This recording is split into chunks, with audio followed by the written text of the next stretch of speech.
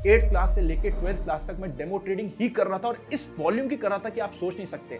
करोड़ में जाते थे वॉल्यूम्स। 1 महीना कंप्लीट हो गया, 3 लाख रुपए मेरे हाथ में होते। 2 महीना कंप्लीट हो गया, 6 लाख रुपए मेरे हाथ में होते, और मैंने अपनी स्टॉक मार्केट की ट्रेडिंग स्टार्ट कर दी।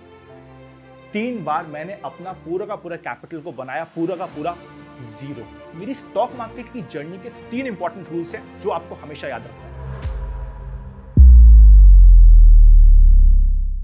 This video is made for educational purposes only and are not meant for financial advice. Viewers are recommended to consult registered financial and investment advisors before making any investment. We disclaim all liability for any loss or damage as a result of any investment that you may consider. We do not promote any finance or investment related courses or products through this channel.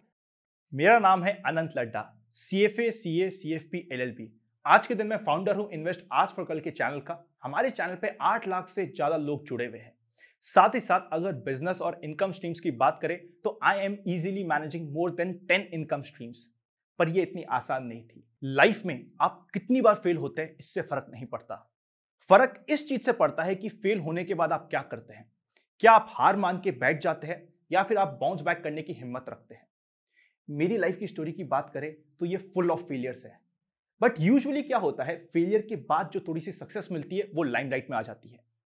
आज के इस complete discussion में मैं आप सभी से बात करने वाला हूं मेरे अपने फेलियर्स के बारे में, कुछ ऐसे फेलियर्स के बारे में जिससे आप बहुत ही ज्यादा क्लोजली कनेक्ट करने वाले हैं। मेरे फेलियर्स की शुरुआत होती है जिस समय मैं स्कूल टाइम में था।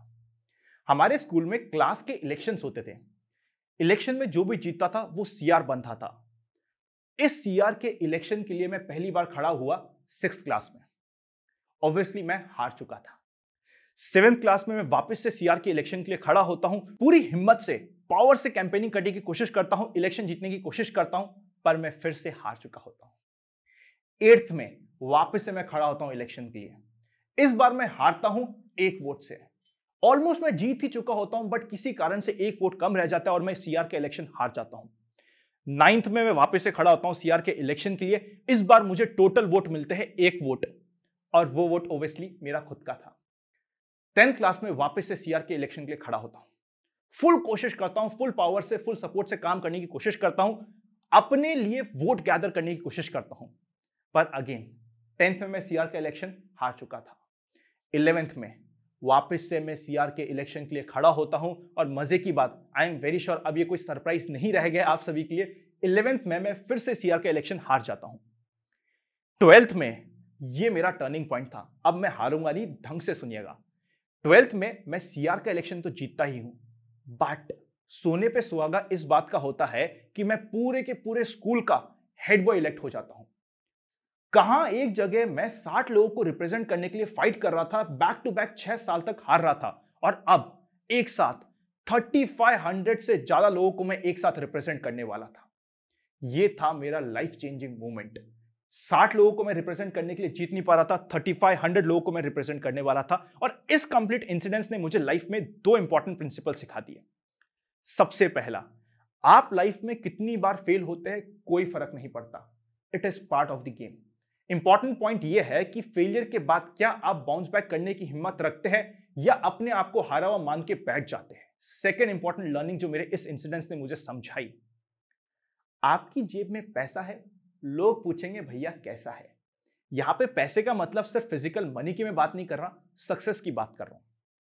6th क्लास से लेके 11th क्लास तक मुझे स्कूल में हार्डली कोई जानता था। बहुत कम लोग थे जो मेरा नाम जानते थे। इवन कुछ तो ऐसे भी लोग होंगे जो मेरी क्लास में रहते हुए भी मुझे नहीं जानते थे। 12th क्लास में जैसे ही मैं हेड बॉय बनता हूं, मुझे ऐसी फीलिंग आती है कि पूरा का पूरा स्कूल मेरा बेस्ट फ्रेंड बन चुका है। हर कोई मुझे जानता है, जहां पे मैं खड़ा होता हूं वहां पे लोग आके मुझसे बात करना चाहते हैं। मुझे रियलाइज हुआ कि यार मैं इतना फेमस हूं, मुझे पता नहीं था। यह होता है गेम चेंजिंग मोमेंट। अगर आप लाइफ में कुछ बड़ा करना चाहते हैं, आपको एक ऐसा स्किल ढूंढना पड़ेगा जिसमें आप कह सके कि यह मेरी मास्टरी है, इसको मैं रेगुलरली इंप्रूव कर रहा हूं, रेगुलरली डेवलप कर रहा हूं। आप मुझे किसी भी चीज में हरा सकते हैं, बट ये जो मेरा स्किल है मैं इसका मास्टर हूं। और उस स्किल के अराउंड आपको अपनी सारी की सारी रेवेन्यू स्ट्रीम्स और बिजनेस को डेवलप करना पड़ेगा। मेरे लिए वो पर्टिकुलर स्किल था स्टॉक मार्केट। मैं बेसिकली 3rd जनरेशन हूं स्टॉक मार्केट में। मेरे दादाजी ने 1980s में स्टॉक ब्रोकिंग का काम स्टार्ट किया था। 90s में मेरे पापा ने ज्वाइन किया था। मेरे बचपन की बात करें तो घर में कार्टून नेटवर्क से ज्यादा चलता था CNBC। तो आप देख सकते हैं कि मेरा माहौल किस तरीके का था। स्टॉक मार्केट से मेरा एक्चुअल इंटरेक्शन स्टार्ट होता है जिस समय मैं 8th क्लास में था। मेरे दादाजी मुझे अपने पास बिठाते थे, स्टॉक मार्केट के कुछ बेसिक पॉइंटर्स बताते थे और साथ ही साथ खुद की ट्रेड मुझसे करवाते थे। और बल्कि जो हमारे क्लाइंट्स आते थे ना, वो भी कहते थे यार बच्चे के हाथ से ट्रेड कराएंगे, कुछ प्रॉफिट ही मिलेगा, और बड़ा मजा आता था मुझे। मेरी बात करें तो मेरे हाथ में एक ऐसा वीडियो गेम आ चुका था जो मेरे अलावा किसी के पास नहीं था। स्पेशली ना उस समय क्या होता था, एनएससी और बीएससी के कुछ डमी सेशंस होते थे। एवरी सेकेंड वीकेंड पे सैटरडेज को कुछ डमी सेशंस होते थे जहां पे मुझे 10 लाख, 20 लाख, 30 लाख, 50 लाख मिलते थे और उनसे मैं ट्रेडिंग करता था डमी पैसे से। ऑब्वियसली उन डमी सेशन में मैं पैसे कमाता था क्योंकि यूजुअली डमी सेशन में मार्केट ऊपर ही जाता है और आप अच्छा खासा पैसा कमा के उठते हो। मेरे लिए it was more of a video game कि मैं वीडियो गेम खेल रहा हूं, और वो भी एक ऐसा वीडियो गेम खेल रहा हूं जो मेरे अलावा मेरे सर्कल में किसी के पास हो ही नहीं सकता। मुझे बड़ा मजा आता था। ये कंटिन्यू होता रहा कुछ सालों के लिए। उसके बाद जिस समय मैं 12th में आया, मेरी क्लास टीचर को बड़ा इंटरेस्ट था स्टॉक मार्केट में। जीरो पीरियड होता था, मतलब जब एक्चुअल क्लास स्टार्ट होती है उससे पहले एक जीरो पीरियड होता था जिसमें हमारी टीचर हमेशा स्टॉक मार्केट की बात करती थी। और मेरे को लगता था कि यार सबको इंप्रेस करने का इससे अच्छा मौका नहीं मिल सकता, पूरी क्लास को अपना फैन बनाने का इससे अच्छा मौका नहीं मिल सकता। 12th क्लास में मैंने स्टॉक मार्केट के ऊपर 20 से ऊपर बुक्स पढ़ी ताकि उस जीरो पीरियड को मैं डोमिनेट कर सकूं। मुद्दे की बात यह है कि जाने अनजाने मैंने स्टॉक मार्केट के फंडामेंटल्स और बेसिक अपने बहुत स्ट्रांग कर लिए थे। फिर सीपीटी क्लियर होता है, आईपीसीसी क्लियर होता है, एक अच्छे मार्क के साथ, रैंक के साथ क्लियर होता है, और फिर मैं जाता हूं अपनी लाइफ चेंजिंग मूवमेंट की तरफ। वो होता है मुंबई। मुंबई में मैं जाता हूं इंटर्नशिप के लिए। मुझे रियलाइज होता है यही तो है मेरी जगह। मैं अभी कहां बैठा था, यहां पे हर कोई स्टॉक्स की बात करता है, कंपनीज की बात करता है, डेवलपमेंट की बात करता है, ग्रोथ की बात करता है। मुझे बड़ा मजा आने लगा क्योंकि मजा भी आ रहा था और साथ ही साथ स्टाइपेंड का कुछ एडिशनल पैसा भी आ रहा था। इसके लिए मैंने सोचा क्यों ना अपन भी स्टॉक मार्केट इन्वेस्टिंग, सच बोला जाए तो ट्रेडिंग स्टार्ट करते हैं। और मैंने अपनी स्टॉक मार्केट की ट्रेडिंग स्टार्ट कर दी। 3 बार मैंने अपना पूरा का पूरा कैपिटल को बनाया, पूरा का पूरा जीरो, बिल्कुल जीरो बना दिया था। अभी मुझे ज्यादा दर्द इसलिए नहीं हो रहा क्योंकि उस समय कैपिटल बहुत छोटा था, पर हाँ, मैंने अपने कॉलेज के समय में अपने कैपिटल को जीरो करा था स्टॉक मार्केट में 3 बार। क्यों किया था उसके ऊपर आया उससे पहले यह समझिए कि जब मैंने ये कंप्लीट स्टोरी अपने पापा को बताई कि पापा मैंने स्टॉक मार्केट में पैसा जीरो कर दिया है, वो भी एक बार नहीं 3 बार, पापा बहुत खुश हुए। एंड आई वाज शॉक्ड कि ये खुश क्यों हो रहे हैं, मैंने तो जीरो कर दिया, ये खुश हो रहे हैं। मेरे पापा ने मुझे एक इंपॉर्टेंट प्रिंसिपल सिखाया कि बेटा अच्छा हुआ तूने स्टॉक मार्केट में पैसा नहीं कमाया, वरना तू सीए नहीं बन पाता, तेरा मन ही नहीं लगता पढ़ाई में। उसके बाद क्योंकि मेरे सीए फाइनल के एग्जाम्स थे, मैंने स्टॉक मार्केट से एकदम दूरी बना ली, बिल्कुल फोकस किया अपनी स्टडीज के ऊपर और बहुत अच्छे मार्क्स के साथ सीए क्लियर किया। ऑब्वियसली उसके बाद सीएफए, सीएफपी, एलएलबी, बाकी सारी डिग्री स्लो होती रही। मैं हमेशा कहता हूं आपकी पहली डिग्री सबसे इंपॉर्टेंट होती है। अगर आपकी फाउंडेशन स्ट्रांग हो गई, ऊपर के पिलर्स और ऊपर के फ्लोर्स बड़े आराम से लग जाएंगे। पहली डिग्री पे हमेशा फोकस कीजिए। आफ्टर माय एजुकेशन मैं स्टॉक मार्केट को तो धीरे धीरे सीख रहा था, पापा से सीख रहा था, दादाजी से सीख रहा था, बुक्स पढ़ रहा था, लाइव मार्केट में ट्रेडिंग से सीख रहा था। पर मेरे लाइफ में एक और बड़ा क्वेश्चन आ चुका था। एट एन एज ऑफ 23-24 मेरे सामने 30 लाख के ऊपर का पैकेज था एक साथ में। दूसरा ऑप्शन ये था कि मैं बिजनेस में आऊं। मैंने सोचा कि यार बिजनेस ही करेंगे। मैंने मुंबई के इतने हैंडसम पैकेज को छोड़ा और कोटा में आके, एक छोटे से टाउन में आके अपना बिजनेस स्टार्ट किया। पहले 6 महीने में बात करें तो मुझे यह रियलाइज हुआ कि मैं बिजनेस तो बाद में करूंगा, अभी लोगों को बेसिक फाइनेंशियल लिटरेसी की जरूरत है। लोगों को बेसिक फाइनेंस के बारे में नहीं पता, तो हमने फाइनेंशियल लिटरेसी सेशन की स्टार्टिंग करी। जब फाइनेंशियल लिटरेसी सेशन की स्टार्टिंग करी, पहले 6 महीने तक मैं रेगुलरली सेशंस ले रहा था, बिजनेस को समझ रहा था, बिजनेस करने की कोशिश कर रहा था। पर हर रात में जाके मैं यही सोचता था, काश मैं अगर अभी आज के दिन मुंबई होता, 1 महीना कंप्लीट हो गया, 3 लाख रुपए मेरे हाथ में होते। 2 महीना कंप्लीट हो गया, 6 लाख रुपए मेरे हाथ में होते। 3 महीना कंप्लीट हो गया, मेरी 9 लाख रुपए की अपॉर्चुनिटी कॉस्ट हो चुकी है। और यहां पे 6 महीने से मैं फ्री के सेशंस कर रहा हूं और एंड प्रोडक्ट मुझे कुछ नहीं मिल रहा। सेटिस्फैक्शन मिलता था बिकॉज मैं फाइनेंशियल लिटरेसी को स्प्रेड कर रहा था, पर मॉनेटरी टर्म्स में कुछ भी नहीं हो रहा था। 6 महीने तक कोई भी बिजनेस नहीं होने के बाद फाइनली मेरी लाइफ की सबसे बड़ी बिजनेस की अपॉर्चुनिटी सामने आती है। कोटा में एक कंपनी थी, वो कंपनी बंद होने वाली थी। जितने भी उस कंपनी के एम्प्लॉइज थे उनको 50 लाख रुपीस से 1.5 करोड़ के बीच का कॉर्पस मिलने वाला था as retirement and gratuity fund. रफली 500 से ऊपर एम्प्लॉइज थे, मतलब रफली कोटा के मार्केट में नया 300 से 500 करोड़ का फंड्स आने वाला था। मुझे ये रियलाइज हुआ कि यहाँ पे फाइनेंशियल मिस्टेक्स करने की वापस से बहुत बड़ी दिक्कत आ सकती है। इसीलिए मैंने उन सभी लोगों के लिए फाइनेंशियल लिटरेसी सेशंस करना स्टार्ट किया without any intention of business, पर इवेंचुअली बिजनेस आना स्टार्ट हुआ।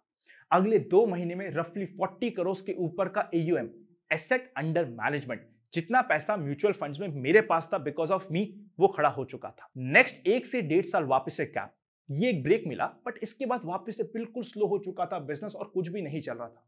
फिर अचानक से वापस से नेक्स्ट गेम चेंजिंग मोमेंट आता है। मैं एक फाइनेंशियल लिटरेसी सेशन दे रहा होता हूं दिल्ली में। यहां पे एक लिस्टेड कंपनी के CEO उस सेशन को सुन रहे होते हैं, उन्हें मेरा सेशन अच्छा लगता है, वो मुझे अपनी कंपनी में इंट्रोड्यूस कर देते हैं। उसके बाद चीजें अपने आप बिजनेस की स्मूथ चलती जा रही थी और मैं बिजनेस में सेटल हो चुका था। पर ध्यान रखिएगा, पहले 6 महीने बहुत डिफिकल्ट थे। उसके बाद 1 साल बिजनेस अच्छा चलने के बाद वापस से दिमाग में क्वेश्चन आया, व्हाट नेक्स्ट? अब सेटल होने की बात थोड़ी है, रुकना थोड़ी है, यहाँ पे नया क्या करें? फाइनेंशियल लिटरेसी को कैसे स्प्रेड करें? Financial literacy by the way अब तक ऑलरेडी राजस्थान गवर्नमेंट ने 2 बार अवार्ड दे दिया था फाइनेंशियल लिटरेसी सेशंस के लिए। पर यहाँ पे व्हाट नेक्स्ट का क्वेश्चन आया और पिक्चर में आया यूट्यूब। एग्जीबिशंस होती थी, मैं लोगों के पास जाता था कि सर आपका फोन दो, मैं आपको एक बहुत अच्छा चैनल सब्सक्राइब करके देता हूं, और मैं अपना खुद का ही चैनल उनसे सब्सक्राइब करवा रहा था। इस तरीके से मैंने पहले 2000 से लेके 5000 सब्सक्राइबर्स पूरे करे। It was not working, efforts full जा रहे थे। बल्कि उस समय सच बात यह है, एडिटिंग, रिकॉर्डिंग, शूटिंग, हर एक काम, स्क्रिप्टिंग, हर एक काम मैं खुद कर रहा था इन हाउस। 1 मैन शो था, बट वो शो कुछ भी नहीं था बिकॉज चल नहीं रहा था। Feb 2020, game changing movement. After almost 1 year of dedicated efforts, YouTube India मुझे अवार्ड करता है क्रिएटर ऑन द राइज के अवार्ड से, और मुझे रियलाइज होता है कि शायद अब कुछ पिक्चर बन भी सकती है। फिर वहां से आप समझ सकते हैं, पहले 1 साल में 5000 सब्सक्राइबर भी पूरे नहीं होते, और अगले 1 साल में 4 लाख की जर्नी पूरी हो जाती है। अगले 1.5 से 2 साल में 8 लाख तक की जर्नी पूरी हो जाती है। यहां पे भी वापस से वही बात आ जाती है, क्या फेलियर के बाद आपको बाउंस बैक करने की हिम्मत है? हो सकता है आपकी लाइफ में फेलियर कुछ और हो, पर क्या उसके बाद आपको बाउंस बैक करने की हिम्मत है या नहीं? यही आपके लिए गेम चेंजर होने वाला है। कई बार मैंने कुछ लोगों को यह बोलते हुए सुना है कि मैं आज इन्वेस्टमेंट स्टार्ट करके क्या करूं? काश मेरे दादाजी ने MRF के शेयर ले लिए होते, TCS के, इन्फोसिस के शेयर ले लिए होते, तो आज के दिन हम करोड़ों में खेल रहे होते। मैं कहता हूं कोई बात नहीं, आपके दादाजी से गलती हो गई। आपके पोता और आपके पोती आपके लिए ये बात नहीं बोले, इतना आप मेक श्योर कर लीजिएगा। इंडिया में लोगों को भरोसा नहीं होता। आज के दिन इंडिया में 60% पॉपुलेशन मिडिल क्लास है। मिडिल क्लास धीरे धीरे आने वाले समय में अपर मिडिल क्लास और अपर क्लास में शिफ्ट होने वाली है। पर कैपिटा इनकम इंडिया की आज के दिन 10% से ज्यादा बढ़ रही है, even after the pandemic dip. अगर इनकम बढ़ेगी तो खर्चा बढ़ेगा, खर्चा बढ़ेगा तो इकोनॉमी बढ़ेगी, इकोनॉमी बढ़ेगी तो इंडिया बढ़ेगा। मेरी स्टॉक मार्केट की जर्नी के 3 इंपॉर्टेंट रूल्स हैं जो आपको हमेशा याद रखना है। सबसे पहले, अगर आप स्टूडेंट हैं, अपनी एजुकेशन पे फोकस कीजिए। स्टॉक मार्केट, पैसा, सब कुछ यहीं रहेगा। आपकी एजुकेशन आपके लिए आज के दिन सबसे ज्यादा इंपॉर्टेंट है। एक बार अगर आपने अपने ग्रेविटी फ्री जोन को अच्छा डेवलप कर दिया, अपनी फाउंडेशन स्ट्रांग कर दी, स्टॉक मार्केट में या किसी भी तरीके से पैसा कमाना आपके लिए डिफिकल्ट नहीं होगा। Second important principle, paper trading, demo trading. हमें कई बार लगता है कि हम डेमो ट्रेडिंग करते हुए टाइम हो गया है, तो रियल मार्केट में हमें पैसा कमाने को मिलना चाहिए। मैंने 5 साल से ऊपर डेमो ट्रेडिंग करी थी। 8th क्लास से लेकर 12th क्लास तक मैं डेमो ट्रेडिंग ही कर रहा था, और इस वॉल्यूम की कर रहा था कि आप सोच नहीं सकते, करोड़ में जाते थे वॉल्यूम्स। पर जब रियल मार्केट में मैं काम करना स्टार्ट हुआ, मुझे यह रियलाइज हुआ कि डेमो ट्रेडिंग में मेरे अपने इमोशन काम नहीं कर रहे थे। यहां पे मेरे इमोशन काम कर रहे हैं और मेरा कैपिटल 0 हो गया। थर्ड इंपॉर्टेंट प्रिंसिपल, इवन अगर मेरे कैपिटल 0 वाली ट्रेड्स को भी मैं जाके एनालाइज करूंगा, 80% ट्रेड्स में मुझे अच्छा प्रॉफिट ही हो रहा था। पर कुछ 20% ट्रेड्स थी जहां पे बहुत हैवी लॉस हो रहा था, जिसकी वजह से मेरे जो साल भर के गेन होते थे, 2-3 महीने के गेन होते थे, वो एक ही झटके में निकल जाते थे। हमेशा ध्यान रखिएगा, अगर आप इक्विटी मार्केट में ट्रेडिंग कर रहे हैं, इवन अगर आप डायरेक्ट स्टॉक्स में काम करने की कोशिश कर रहे हैं, अगर आपको स्टॉप लॉस लेना नहीं आता, अगर आप अपने स्टॉप लॉस को कि यार मैंने 100 रुपए में बाय किया है, 90 तक मैं इसे होल्ड करूंगा, इसके नीचे गया तो मार्केट का मैं इस स्टॉक से निकल जाऊंगा, किसी भी एक पर्टिकुलर ट्रेड में 10% से ऊपर का लॉस आपको नहीं होना चाहिए। अगर ये प्रिंसिपल आपने नहीं फॉलो किया तो हमेशा आपको ये लगेगा कि यार मेरे 80% जो ट्रेड्स में प्रॉफिट हो रहा था, वो तो मेरी 2-5 ट्रेड्स ही खा गई। 2-5 ट्रेड्स जहां पे मैं इमोशनल हो गया था, एवरेज डाउन करता जा रहा था, वहां पे मुझे मेजर लॉस हो गया। ध्यान रखिएगा इस बात को, ये जो थर्ड पॉइंट है यही मेरे कैपिटल जीरो होने का सबसे मेन कारण था। एक गीता का श्लोक है, कर्मण्यवाधिकारस्ते मा फलेषु कदाचन। बेटा तेरे हाथ में कर्म है, कर्म पे फोकस कर। हमारा कई बार बहुत ज्यादा फोकस होता है कि यार मेरा लक काम नहीं कर रहा। लक काम भी करेगा, पर पहले तू तो काम कर। सबसे पहले आप कर्म पे फोकस करो जो आपके हाथ में है, फल की चिंता मत करो। And yes, life is all about failures and some success in the and.